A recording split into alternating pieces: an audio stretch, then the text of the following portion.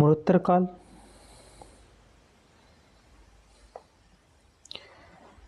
मरणोत्तर काल जो है से संबंधित जो प्रश्न है, किस मूल भारतीय राजवंश ने अपने शासकों के चित्र वाले सिक्के जारी किए थे? सातवाहन वंश के।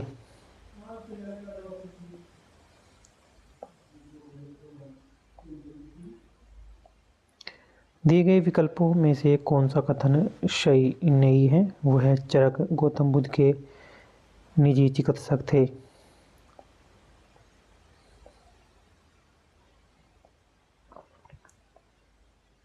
कनिष्क किस वंश से संबंधित थे? कनिष्क जो है ये कुषाण वंश से संबंधित है। कनिष्क कुषाण वंश का सबसे प्रतापी शासक था। इसने 78 ईस्वी में अपने राज्यारोहण किया और इस उपलक्ष्य में एक संवत चलाया जो शक संवत कहलाया, जिसे भारत सरकार के द्वारा ग्रेगोरियन कैलेंडर के साथ 22 मार्च 1957 से भारत के राष्ट्रीय कैलेंडर के रूप में प्रयोग किया गया। 78 ईस्वी को शक युग का आरंभ भी माना जाता है। इसके शासनकाल में चौथी बौद्ध संगीति कुंडलवन कश्मीर में बौद्ध विद्वान वसुमित्र की अध्यक्षता में हुई, जिसमें बौद्ध धर्म का विभाजन हीनयान और महायान में हुआ। कनिष्क बौद्ध धर्म के महान संप्रदाय का अनुयायी था और कुषाण वंश का अंतिम शासक वासुदेव था। कनिष्क वंश का जो सम्राट था चोल, कनिष्क जो है चोल वंश का सम्राट था।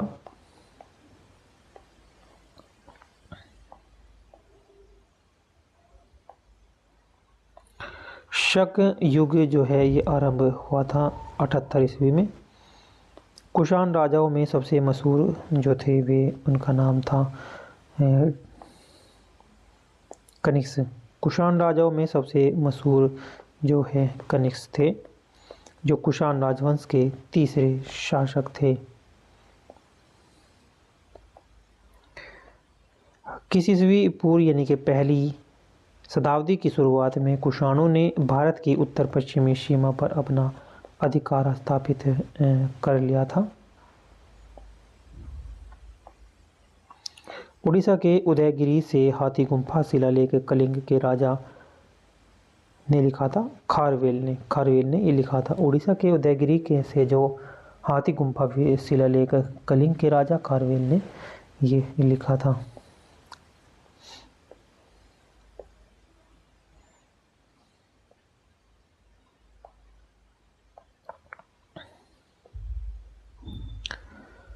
उसके बाद ये आता है गुप्त एवं गुप्तोत्तर साम्राज्य।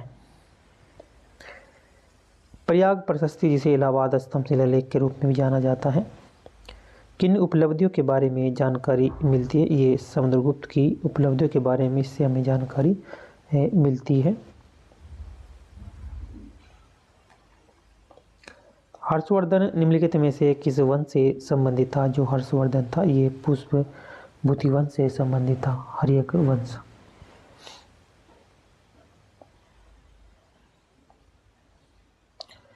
रवि कीर्ति का ऐहोल शिलालेख पुलकेशिन द्वितीय की किसकी विजय के बारे में जो विस्तार से वर्णन बताता है? ये हर्ष की जो रवि कीर्ति का ऐहोल शिलालेख है, जो पुलकेशिन द्वितीय की हर्ष पर विजय के बारे में जो है विस्तार से वर्णन लिखा है।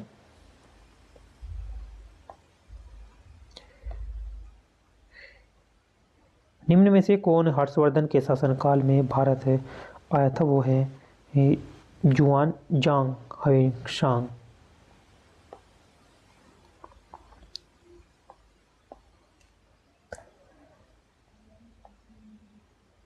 शासकों का शासनकाल और राजदूत विदेशी यात्री, यानी कि हर्षवर्धन का शासनकाल था जो राजदूत हवेंशांग, और चंद्रगुप्त द्वितीय के शासनकाल में जो राजदूत बनकर आया वो है फायान, और मोहम्मद बिन तुगलक में इबन बतूता, और मोहम्मद गजनी के अलबरूनी, और मारवरवन कुलशेखर जो है मार्को पोलो।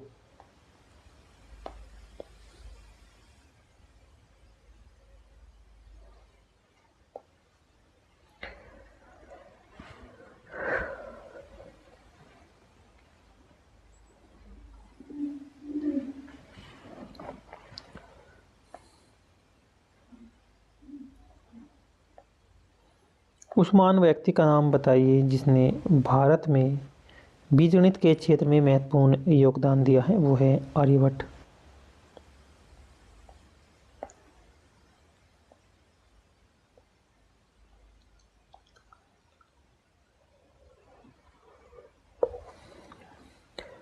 ब्रह्मगुप्त ने जो व्यक्ति ने योगदान दिया भारतीय गणितज्ञ में, और बारहमीर ने भी भारतीय गणितज्ञ में, और चरक ने जो योगदान दिया था महर्षि और वो आयुर्वेद विशारद के क्षेत्र कार्य क्षेत्र में इन्होंने योगदान दिया था।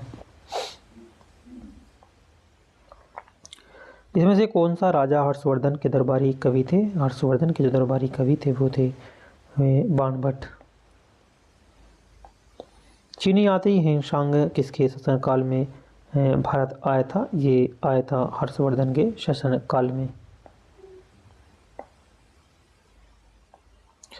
एक चीनी यात्री बौद्ध भिक्षु था जिसे नालंदा में बौद्ध शास्त्रों का अध्ययन किया था और 627 से 643 ईस्वी तक भारत की 17 वर्षों की लंबी यात्रा के लिए प्रसिद्ध रहा है। वो है ह्वेंसांग।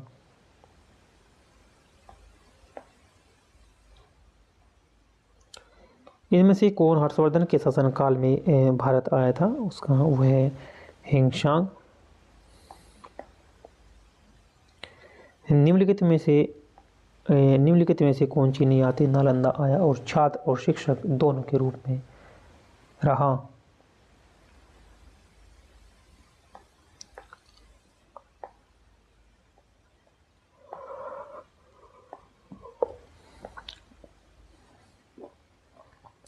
चीनी यात्री ह्वेंसांग जो हर्षवर्धन के शासनकाल में आया, नालंदा में आया और छात्र और शिक्षक दोनों के रूप में ये रहा। बाणभट्ट किस राजा के दरबारी कवि थे? जो बाणभट्ट थे वो हर्षवर्धन के दरबारी कवि थे।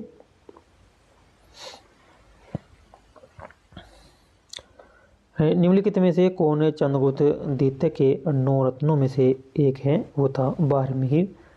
बारहमीर जो है ये 9 रत्नों में से एक है। इनमें से किसे भारत के नेपोलियन के नाम से जाना जाता है? वो है हमारा समुद्रगुप्त। समुद्रगुप्त वह चंद्रगुप्त प्रथम का पुत्र था। समुद्रगुप्त कौन था? ये चंद्रगुप्त प्रथम का पुत्र था।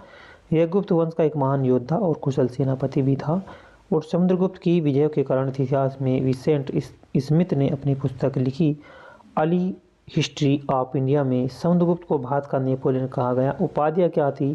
पराक्रमांक भी कहा गया, अप्रतिरत भी इन्हें कहा गया, सर्वराज्यो क्षेत्रा भी कहा गया, लिच्छवी, दोहित्र आदि समुद्रगुप्त की उपाधियाँ आदि।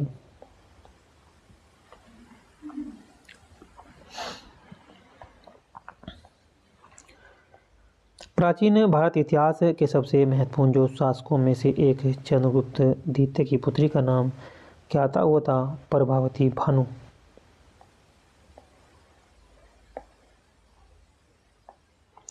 विक्रमादित्य किसी प्रसिद्ध गुप्त शासक का एक अन्य नाम था? विक्रमादित्य वो था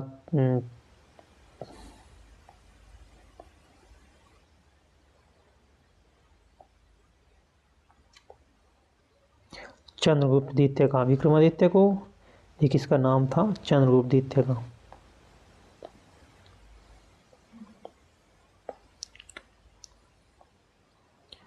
सुप्रसिद्ध काव्य मेघदूत किसकी कीर्ति है? मेघदूत है ये कालिदास की।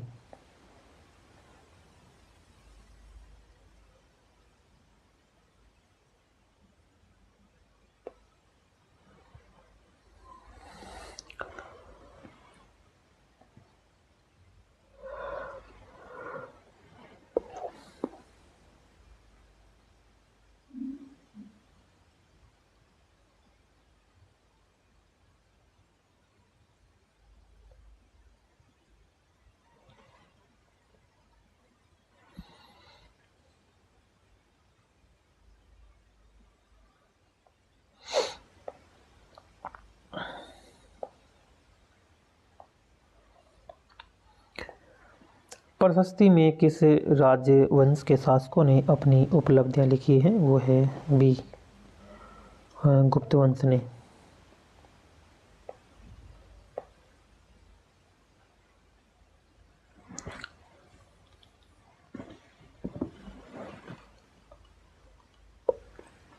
गुप्त साम्राज्य के निम्नलिखिट राजाओं में से कौन एक अच्छा वीणा वादक भी है? वह है समुद्रगुप्त।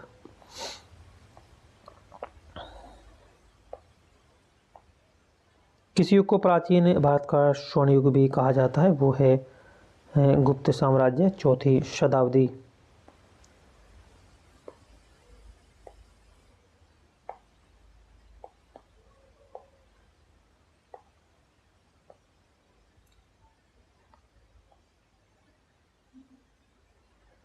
किस काल को भारतीय इतिहास का स्वर्ण युग भी कहते हैं? वो गुप्त काल को कहते हैं। किस काल को भारतीय इतिहास का स्वर्ण युग भी कहा गया? वो कहा गया गुप्त काल को।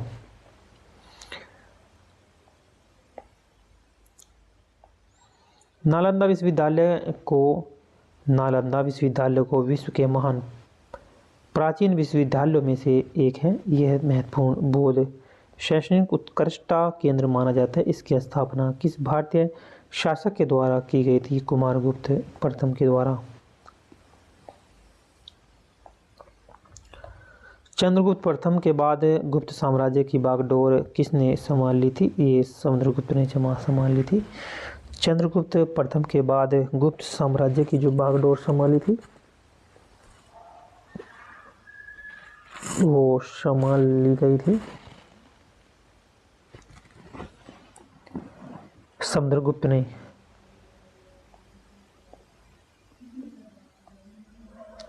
हर्षवर्धन की मृत्यु के बाद प्रतिहार पाल एवं राष्ट्रकूट वंश के राजाओं ने जो आधिपत्य प्राप्त करने के लिए दूसरे के साथ किया था वो क्या था?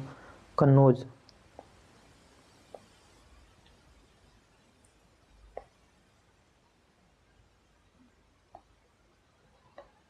चौथी शताब्दी की शुरुआत में गुप्तों ने में से एक जो है ये मगध में छोटा सा साम्राज्य स्थापित कर लिया था, मगध।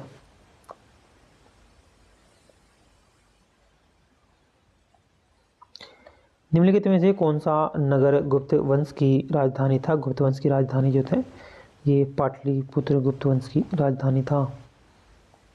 नेक्स्ट है गुप्त साम्राज्य के वास्तविक संस्थापक कौन थे? जो गुप्त साम्राज्य था उसका वास्तविक संस्थापक थे श्रीगुप्त।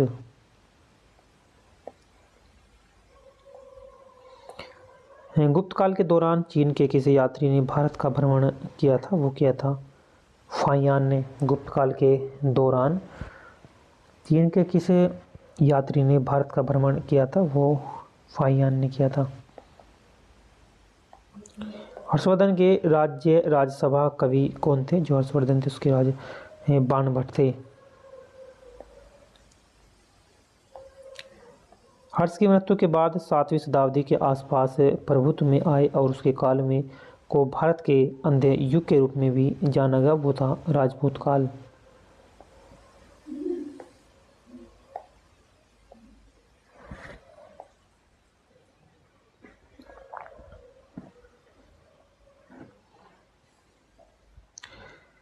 चंद्रगुप्त द्वितीय ने गुप्त साम्राज्य को जो है 390 ईस्वी में गुजरात तक विस्तार कर लिया था। चंद्रगुप्त मौर्य ने गुप्त साम्राज्य का 390 ईस्वी तक गुजरात तक विस्तार ये कर लिया था। चीनी यात्री इत सिंह में 3 वर्षों में ठहरकर संस्कृत जो सीखा था वो ताम्र लिपि में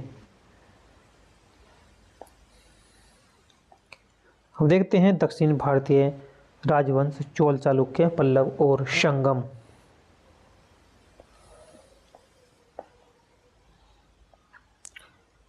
संगम साहित्य की रचना किस शास्त्रीय भाषा में की गई थी? ये की गई थी तमिल भाषा में ये की गई थी। चोल शिलालेख से उल्लेखित गुरुकुल के अनुरक्षण हेतु प्रदान की गई भूमि को क्या कहा जाता है? वो शालाभोग।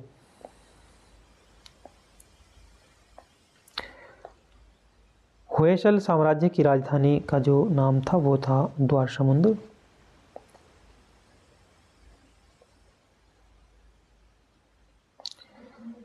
दिए गए विकल्पों में से क्या है? दिए गए विकल्पों में से किस राजवंश ने दक्षिण पूर्व एशिया में शिपिंग उदय स्थापित किया है? ये क्या है? चोल वंश के द्वारा।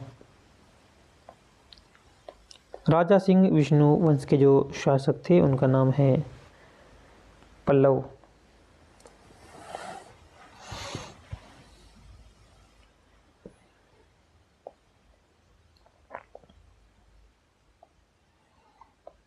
पुलकेशिन प्रथम और पुलकेशिन द्वितीय नामक शासक किससे संबंधित थे? ये चालुक्य वंश से ये संबंधित थे।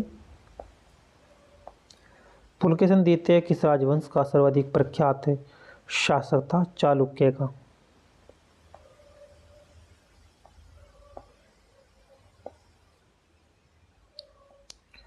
सातवीं और आठवीं शताब्दी में बहुत शक्तिशाली हो गए और कांचीपुरम उनकी राजधानी थी।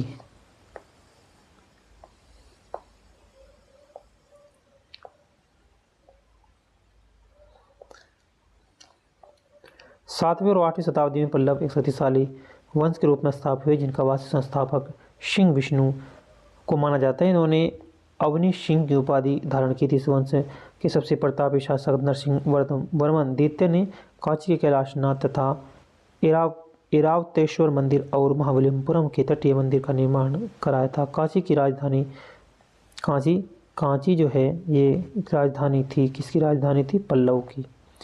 कांची जो है पल्लव की राजधानी थी, कांची।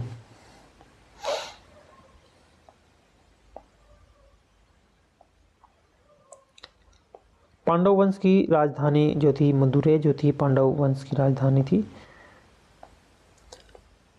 किसने मदुरै के आसपास क्षेत्र के शासन किया और 13वीं शताब्दी में सर्वोच्चता प्राप्त कर ली थी? पांडव ने। पूर्व चोल राजाओं में से सबसे महान जो माना जाता है वो है करिकाल। पल्लव वंश के कौन से राजा संस्कृत नाटक भी लिखा करते थे? उनका नाम है महेंद्र वर्मन।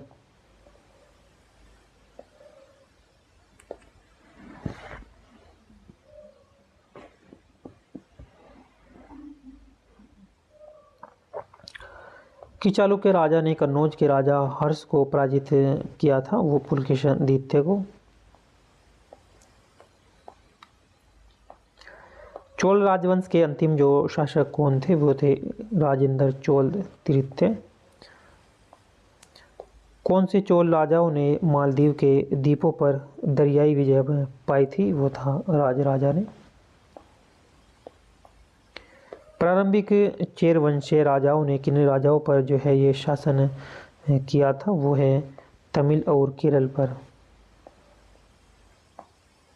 किस भारतीय राजाओं ने पूर्व एशिया के कुछ हिस्सों को जीतने के लिए नौसैनिक शक्तियों का इस्तेमाल किया था? राजेंद्र चोल के द्वारा।